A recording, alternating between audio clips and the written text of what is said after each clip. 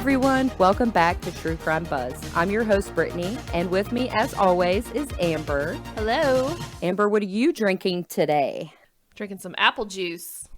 Just kidding. I was like, wait, what? I was looking at your cup like... No, I'm drinking Rex Goliath Pinot Grigio.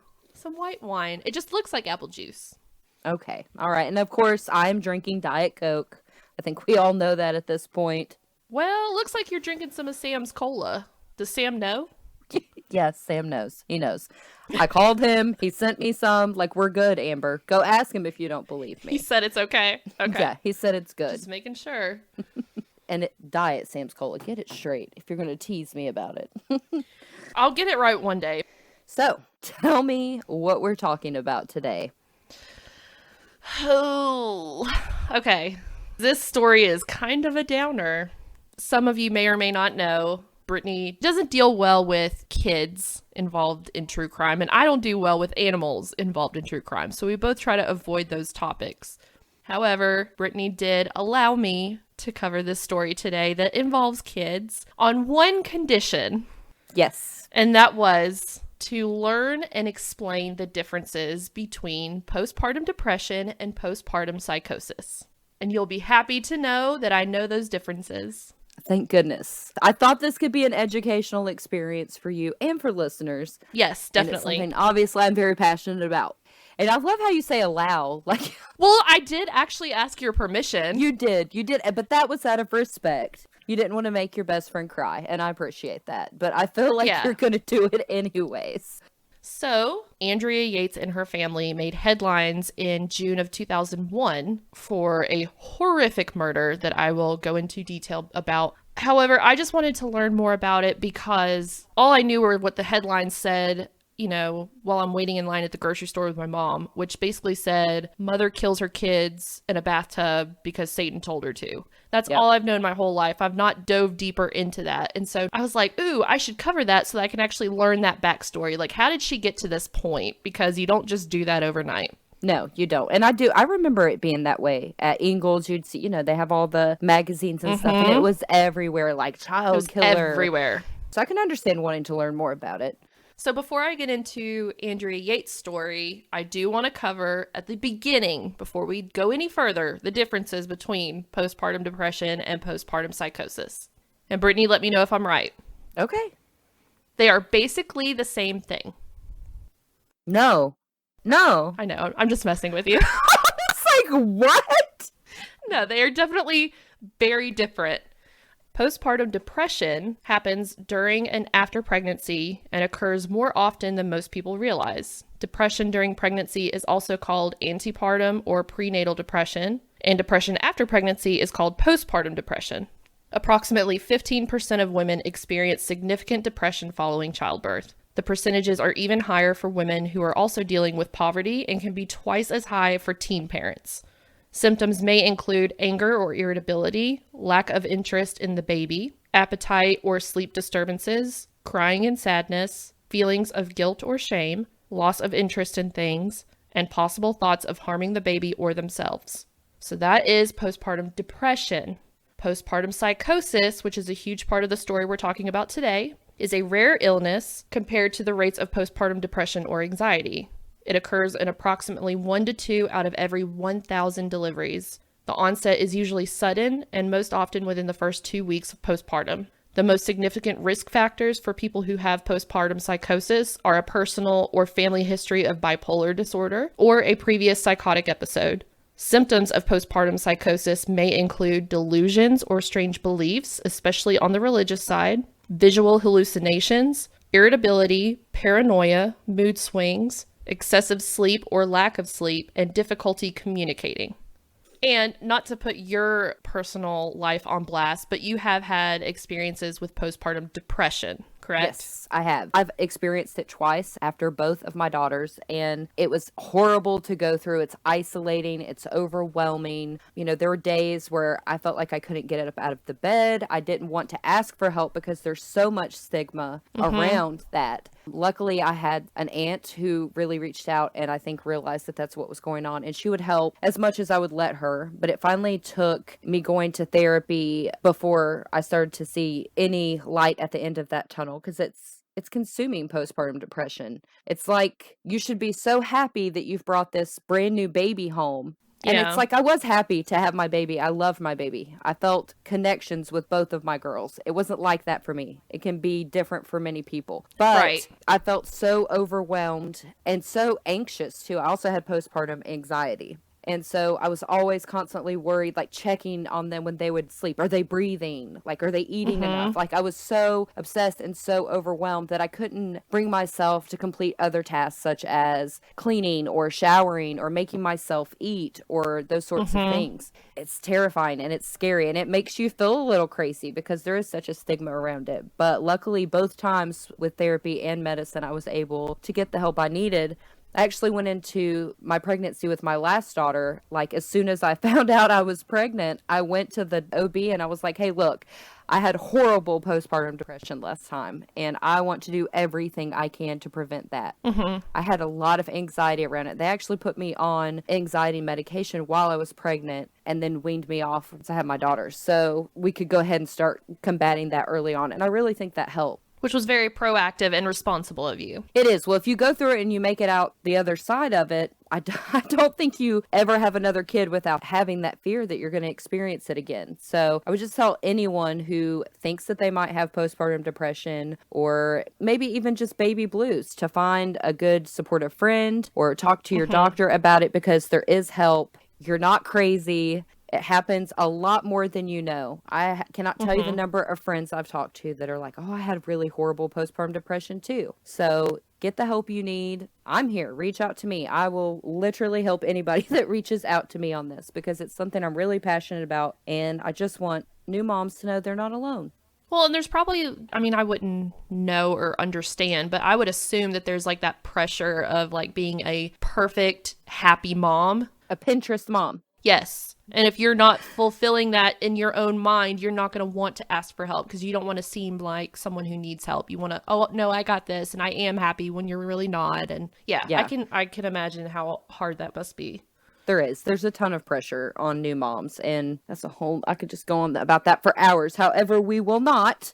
Please, people, do not confuse the two, because when you do that, you prevent women that do have just baby blues or postpartum depression or anxiety from getting help. Because I remember, just like you, seeing this stuff and hearing postpartum depression constantly with Andrea Yates and Susan Smith. And I was a kid. I didn't know any better, so I just kind of thought that's what it was. And for me, that was one of the things that really stopped me at first from wanting to get help. It's because I thought, oh, postpartum depression's like that. I must not have it. Right. You're like, oh, mine's not that bad or something. Yeah. Because no way would I do that to my kids, you know.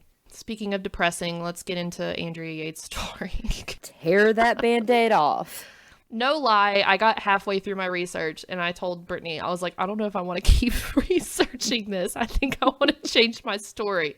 But I was like, nope, I'm too deep into it. I need to just keep going because we are a true crime podcast. I did not discourage you. So Andrea Pia Kennedy was born on July 2nd, 1964 in Houston, Texas, to parents Andrew Emmett Kennedy and, okay, so her mother was German, so I'm going to butcher this name, Jutta Karen Kohler, but she went by Karen and was the youngest of 5 kids. She grew up in a Catholic household and by all accounts was a very bright young lady. She attended Milby High School, where she was captain of the swim team. She was a historian in the National Honor Society and graduated as class valedictorian in 1982. Wow. Like, this girl was going places. She was. She had a really bright future ahead. She even went on to complete a 2-year pre-nursing program at the University of Houston and eventually graduated in 1986 from the University of Texas School of Nursing in Houston to be an RN, or a registered nurse. Wow. After she earned her degree, she started work as a registered nurse at the University of Texas MD Anderson Cancer Center and she worked there from 86 to 94. So after graduating college, she moved into the Sunscape apartment complex in Houston, Texas. And in the summer of 1989, she met Russell Yates, who everyone called Rusty, while swimming at the apartment community pool. Friends say that Andrea didn't start dating until after college, so this was one of her, if not maybe her first boyfriend. Oh, goodness. Like, she was just that committed to her school and her education and her career. So after about 3 years together, they eventually moved in together and got married on April 17th, 1993. And at their wedding, they shared with their guests that they, quote, planned on having as many children as nature provided. Wow. So they were letting everyone know, like, we're not wasting any more time. We're going to make a huge family. They're out here trying to be the Duggars of their time. Yes, sounds like it. Okay. So they bought a 4-bedroom house in the town of Friendswood, Texas. Already planning, like, let's get a big house, fill it full of babies. So first comes love, then comes marriage, then comes... the baby carriage. The baby carriage, yes. So on February 26th, 1994, they welcomed their first child, a son that they named Noah.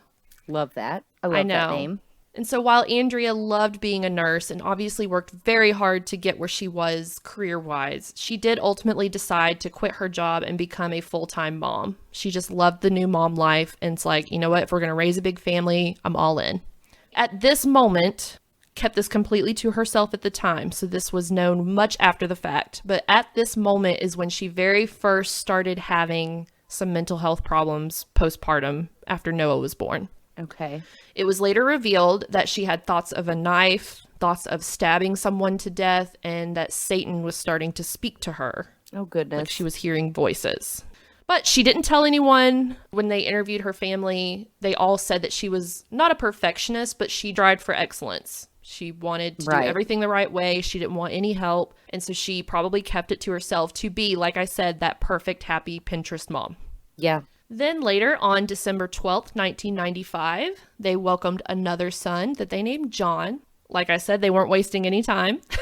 No. Shortly after this, Rusty got a job offer in Florida, which he accepted, working for NASA, of all companies. Ooh, I missed some space camp. Space camp? Dude, space camp was the best. Mm-hmm. That was literally one of the best times of my life. Minus that tornado. Oh my God, yeah, the tornado. I still talk about that tornado. People are all like, yeah. I'm like, no, I was terrified. Like, this is where I die. This is it. Yep. 6th grade. I hate a tornado. Yeah. But anyway, so he got the job offer in Florida, which he accepted, and the family relocated to a 38-foot travel trailer in Seminole, Florida in 1996. Ooh. Now you're asking, why on earth did they go from this nice big house to this tiny little trailer in Florida? Well, meanwhile, Andrea and Rusty started following this extreme sidewalk preacher named Michael Warrenecki that Rusty met in college. Oh, what? Yeah, let's talk about Mr. Warrenecki and his family for a moment. He was a traveling minister from Michigan who spent 3 decades. You know what? Probably more than that, because I literally just found his YouTube page before hopping on here, because I'm like, you know what? Whatever happened to that guy? He's still kicking. He's got a YouTube page. Comments are turned off for obvious reasons, but he is still going. His whole family too. Wow. Okay. So for a long time, him, his wife, and their children traveled around the United States and 23 other countries aggressively. And when I say aggressively, I mean it. Trying to scare people into repenting and becoming born-again Christians. Ugh. Like very holier-than-thou methods. Ugh. I don't know about you, but I've been to many concerts. I even went to a freaking monster truck show. A monster truck show. Yeah. And the guy is out there with his freaking picket sign saying, "You're all going to hell. Repent now." So this is like a Westboro Baptist type deal. Yes. Is what you're telling me. Yes. Okay. There's videos of them, the whole family, dressed up in like weird costumes, out on the streets, on the sidewalks, while people are walking by, pointing and laughing at them, saying, "Ha ha, look at these idiots going to hell." Oh yeah. Oh yeah. And he would dress up with masks and pretend to be the devil on the sidewalk and then tell people like, "Yes, keep doing that. That's what I want. I'll see you in hell one day." He was that kind of fire and brimstone. I don't even want to call him a preacher because I feel like that's not well deserved. Nut job. He would communicate with followers via letters and videos because this was the 90s. So from what I understand, Rusty and Andrea both followed him, but apparently Rusty just kind of agreed with him while Andrea was like full in.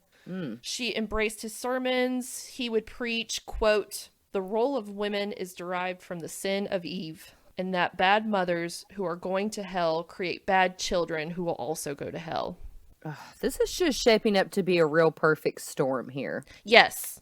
So before I go any further, that's a very good point. There's not one cause. It's not just her mental health. It's not just this crazy man influencing her. Like, there's a lot of factors in the story and a lot of red flags that this could have been prevented in my book. Right. But we'll get into that at the end. So all the while, she has 2 precious baby boys. They moved to Florida into this tiny trailer. And the reason they did that was because the Warnecki's preachings talk about living minimalistic. Oh, okay. Not worrying about the finer things in life. And so that was their kind of minimalistic choice of living in a tiny trailer. They don't need a big fancy house.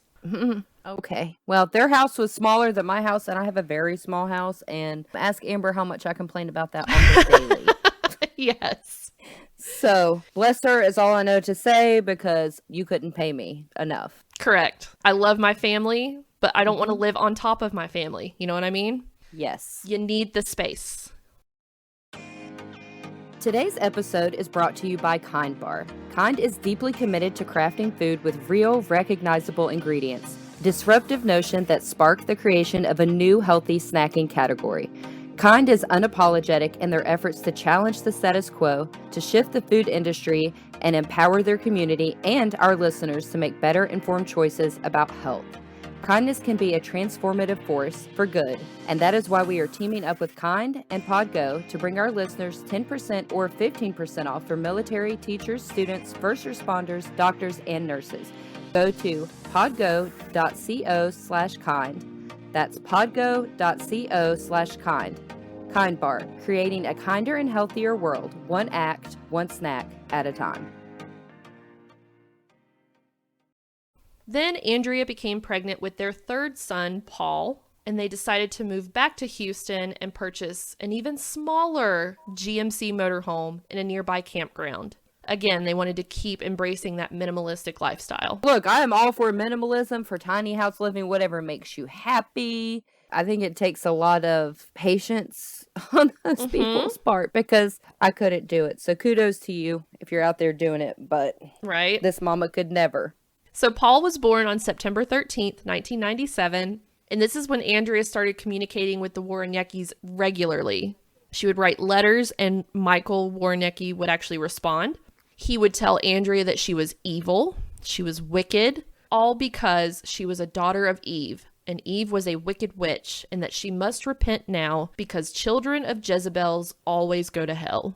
And those are basically quotes from these letters that he was writing her. He's a fine example of why people hate Christianity. Right? Dudes like this give us Christians a bad name. And the following year, they decided to downsize even more, and they purchased a 350 square foot renovated bus from Mr. Warnecki himself. Okay. So now you have a family of 5, including 3 young boys in this tiny ass bus. And she's homeschooling all of them. Like, how? What? I used to want 5 kids, and I was going to homeschool them all. And let me tell you what, this pandemic has taught me that's not the path. That's not the path for me. Nope. You know, though, I have a friend who has, I think she has 7 kids, and she homeschools them all. And they are like the sweetest and most well-mannered kids, and kudos to her. God bless her. It's a strength, and it's not one I possess. So, no. Kudos to those who homeschool. Also, to make matters even worse, Andrea's father had developed severe Alzheimer's, and she started taking care of him as well. Oh my gracious. I just don't know how she did this. And if she's following this Warnecki guy, you said that they had these really traditional roles, like about marriage and stuff too. Yes, the woman has her place. She's probably doing a lot more than the average wife is. Like, she's out there, 100%, yeah. Serving dinners and just being... Miss Susie Homemaker. Yep. Miss Susie Busmaker. Susie Busmaker. Yes. And was 3 boys enough? No. Luke was then born on February 15th, 1999, bringing the number of children boys specifically to 4. Again, up until this point, Andrea seemed to have relatively healthy pregnancies with no postpartum mental health issues that we know of at the time. But after giving birth to her 4th child and the new living conditions being cramped, and then you've got her father's Alzheimer's, this is where her psychosis really started to show up. On June 16th, 1999, she was 4 months postpartum with Luke. Andrea had a nervous breakdown. She called Rusty and begged him to come home from work. He did, and found her literally chewing on her fingers, not her fingernails, her fingers, shaking like a leaf and saying, "I need help, I need help." So he said he really didn't know what to do. He'd never experienced anything like this. So he said him and her just kind of took a walk on the beach and just kind of talked about things and just kind of left it at that. There again, mental health wasn't really talked about during that time. It wasn't like it is now. And as to be expected, the next day, it only got worse. They went to go visit her mother, and that afternoon she tried to commit suicide by taking an overdose of pills, and that's when they finally hospitalized her. Well, I'm glad they did that. Yes. During her hospitalization, she was transferred to the Methodist Hospital Psychiatric Unit and was officially diagnosed with major depressive disorder. After about a week, she was prescribed an antidepressant, Zoloft, and released home, and then referred to a psychiatrist named Dr. Starbranch for follow-up care, who recommended she try the medication Zyprexa instead.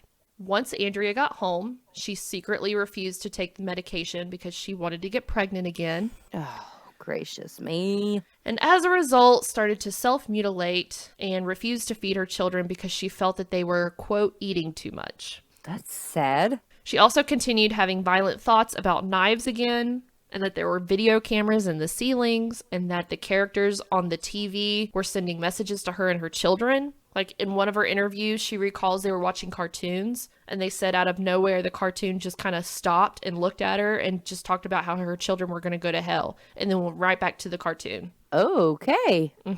Yeah. Oh, that would be so scary to go through, though. Wouldn't it? Like, ooh. Oh my God. Like, I know this woman obviously murders her children, but the stuff that she endured leading up into that point would be so fucking scary. Yeah.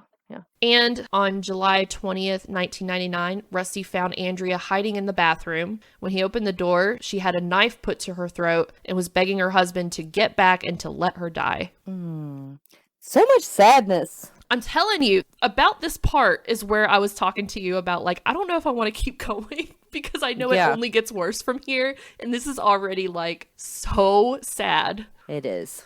So again, after that incident, Andrea was hospitalized and stayed in a catatonic state for 10 days. She was being treated with an injection of different drugs that included Haldol, which is an antipsychotic drug, and her condition immediately improved. Also, while she was there, she was further diagnosed with recurrent severe major depressive disorder with psychotic features.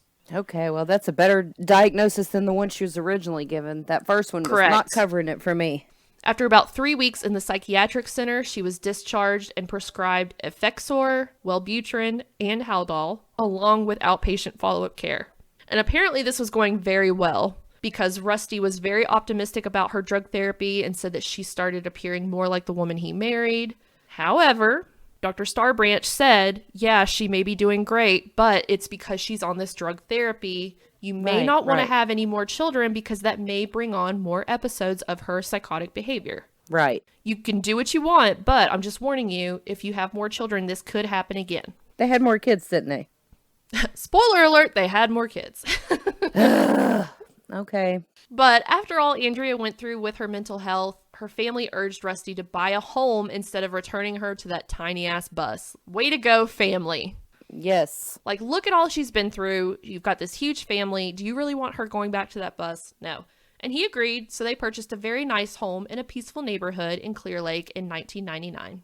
Once in her new home, Andrea's condition was improving to the point that she returned to her past activities like swimming, cooking, socializing. She was even interacting with her kids again and expressed to Rusty that she had strong hopes for their future. Like, the old Andrea was back.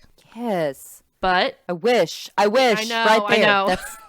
But internally, even though she was back in a very good, healthy, happy place, inside she was still dealing with the fact that she viewed her life while they were on the bus in her, previous episodes as a failure. That has to be embarrassing. Yeah. I can understand that. It takes courage to admit that you have mental health problems. I mean, It does. it really does. And like you said, despite warnings from Dr. Starbranch on March of 2000, Andrea became pregnant with their 5th and final child on purpose, and on purpose stopped taking the Haldol. So on November 30th of 2000, they welcomed a baby girl named Mary. So they now had 4 boys and a little girl, bringing their total to 5.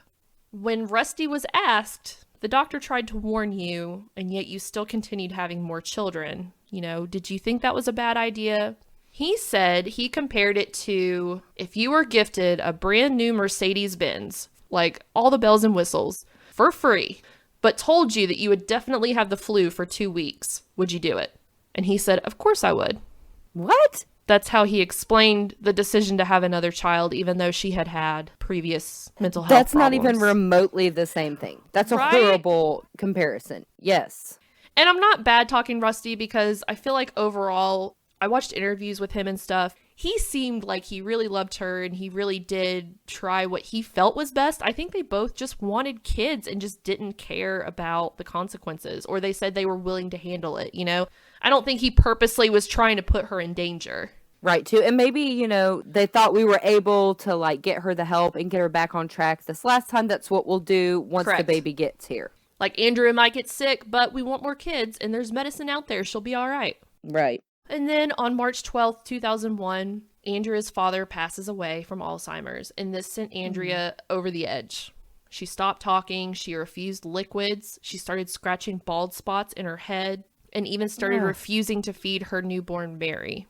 It was also said that she started frantically reading the Bible, but I feel like she had to have always frantically read the Bible because of the Warnecki family, but either way, that was noted. And so by the end of March, Andrea returned to the hospital. She started being treated by a new psychiatrist, Dr. Mohammed Syed, who treated her briefly with Haldol, but discontinued it, saying, quote, she did not seem psychotic, and released her. And then they continued to adjust dosages of different medications. Let's try this, which doctors do. But she seemed to have a happy formula going there for a while, and I don't know why they decided to start changing it.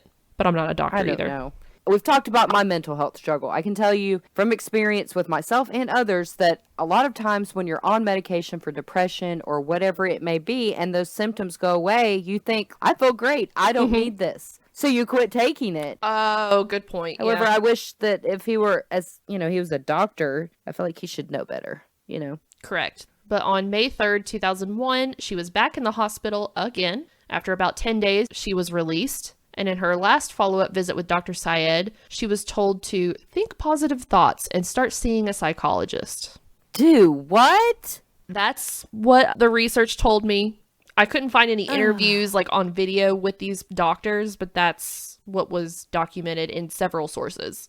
Okay. You know, because I've said I suffer from anxiety. And so that's like when you're really anxious and you're starting to feel real panicky and somebody be like, don't worry. Just calm down. Oh, just calm down. Like you hadn't thought of that, you know?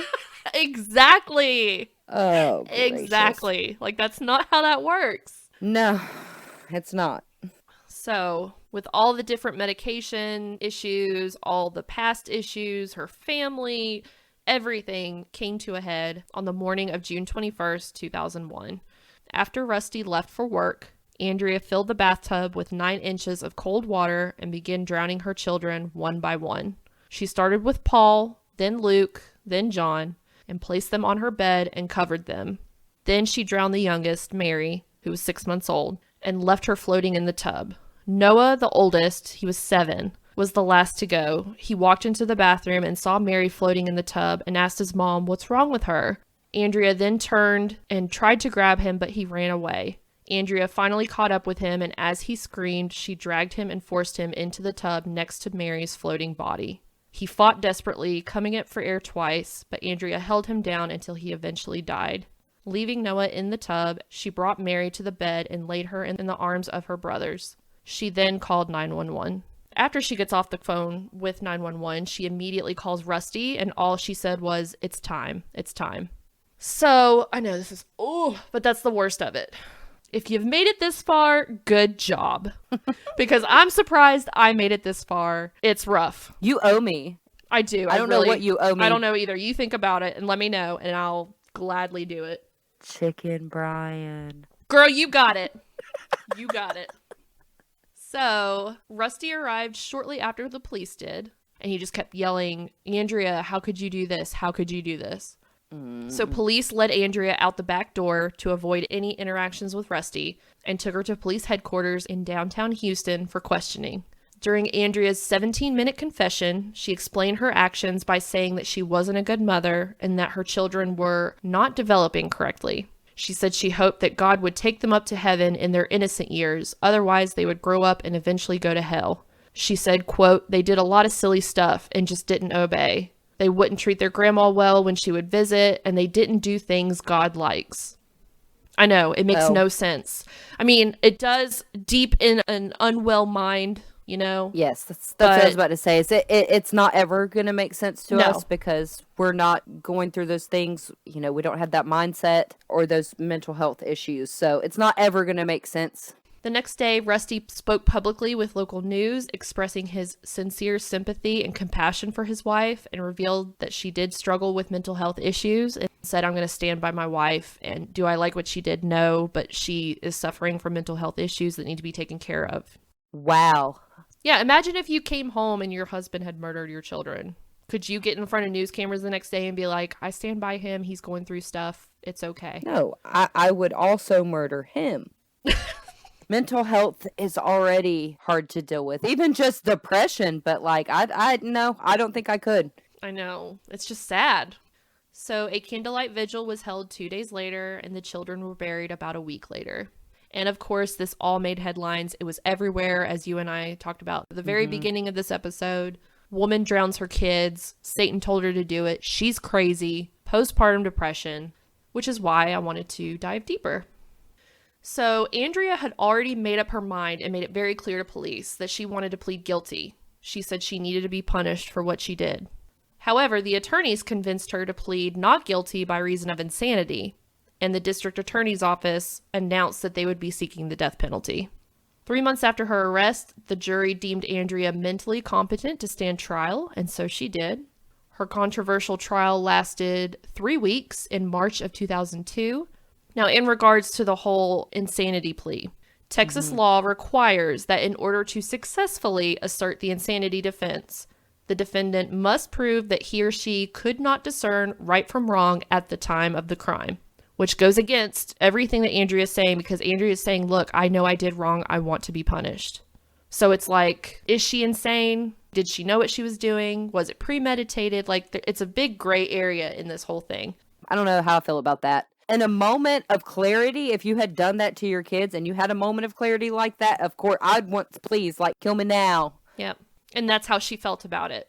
Right after it happened, when police picked her up, her cheekbones were so sunken in, you could tell that she wasn't eating properly. Her hair was very disheveled and greasy. She looked like she hadn't showered in months. Her eyes looked like shark eyes. Like, you could physically look at her and see something's wrong with her. Yeah. She didn't look like, there's pictures of her growing up and like in her wedding photos, and she's beautiful and glowing. Even videos with her kids when they're playing, like, she's happy. She looks healthy, but when they picked her up, it was almost like an alien had taken over her body or something. Yeah. In regards to that insanity plea and that Texas law about it, psychiatrists for both the Texas state prosecutors and Yates defense lawyers agreed that she was severely mentally ill at the time she killed her children. But the state of Texas asserted that she was, by legal definition, aware enough to judge her actions as right or wrong, despite that mental defect. The prosecution tried to imply that there was spousal revenge involved as motive for the killings, almost like Rusty was forcing her to have a bunch of children against her will, and this was her way of seeking revenge. I think I heard something about that during that time. Dr. Syed testified that he advised Rusty not to leave his wife alone with the children. However, Rusty said he started doing this weeks leading up to the drownings for short periods at a time, trying to improve her quality of time with them and her independence. And so Dr. Syed said, well, that's your fault. I told you to not leave her alone with the children. And so Rusty pointed the finger back and said no. He contended Dr. Syed was responsible for recognizing but not properly treating his wife's psychosis. He knew his wife needed help, so why didn't a trained professional like a doctor not give her the proper help? Well, I mean, telling someone that's having these psychotic breaks and like seeing things and hearing things and stuff like that, you don't just tell them to go have happy thoughts. No, that's not how that As a medical works. professional, if you don't know anything about mental health or medicine, sure. But as a doctor, yeah, Right. please, thank you, goodbye.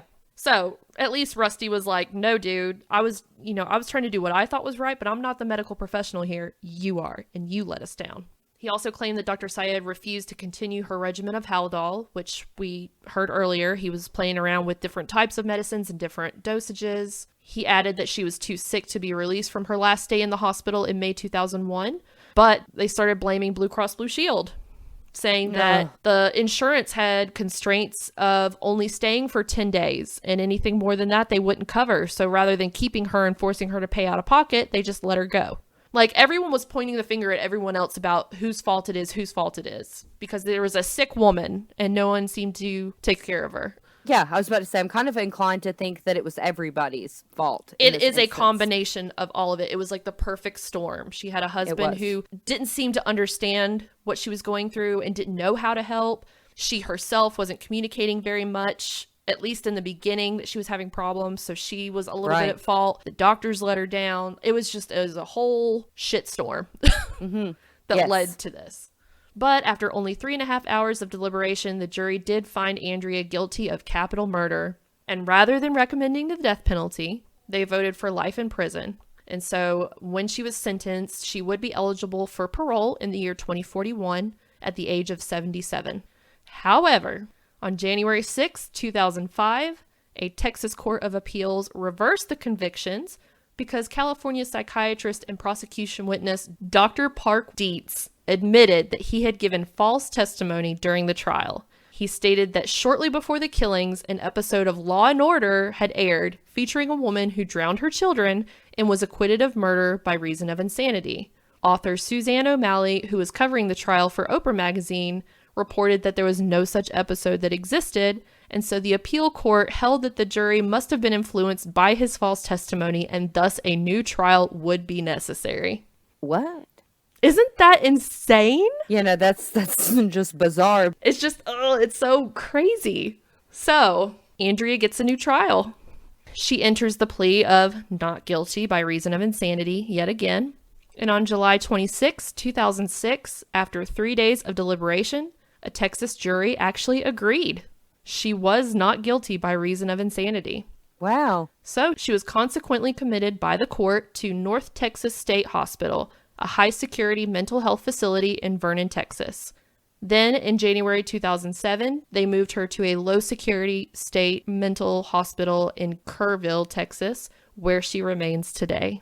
Well, you know what? I'm actually very happy with that. I am too. Like she needed to be put somewhere that could help her with her mental health issues instead of being put to death.